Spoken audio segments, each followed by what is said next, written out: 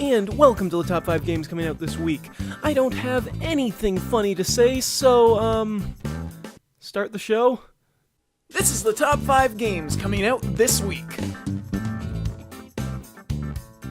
The Final Station by tinyBuild. The Final Station is an interesting take on an RPG in that you are very constricted to an environment. It's almost a management sim at that point, but it has a lot more going for it in this widespread, very story-driven world with beautiful graphics and interesting mechanics. In the game, you play as the conductor of one of the final trains on its way to the final station at the end of the world. You must battle infected, you must save people, and upgrade your weapons and your train cars in order to survive. This one's out on August 30th. The Turing Test by SquareEnix. The Turing Test is a first-person puzzle game set on one of Jupiter's moons, Europa. Now you are there to go and do some testing, and you end up having to do a bunch of puzzles to get from point A to point B. We've been there before. But in this one, it's all about puzzles only a human could do.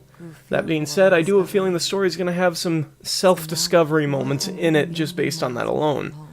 Overall, I was getting the vibe that this is a very mature version of like a game like Portal, and with that it does look like a lot of fun. The graphics look gorgeous, there's a dark and grittiness but also cuteness to some of the robot characters that I've seen, and overall it just looks like a really fun, interesting concept for a game. This one's out on August 30th. Windscape by Headup Games. Windscape is an exploration-adventure RPG with some crafting mechanics added in. Now, one of the biggest selling points for me, at least right now, is that this game does not feature proc gen, and it's something that I'm really excited for seeing in a game like this. So many games are procedurally generated at this point, and I just want something that's handcrafted. That being said, I am a big fan of the low-poly graphics in this, and the developer is saying that when it is fully released, it is only coming to early access, I should say, but it's going to mimic some of his favorite games like the Zelda series, and I'm really hopeful for that concept to get back to this whole Wind Waker thing. Maybe it's just the graphics and the color scheme, but for me, this looks like a really fun game, and it comes out on the 31st of August. Featherpunk Prime by Super Hatch Games. Featherpunk Prime is a combination of two genres that I think are overmade and underdeveloped.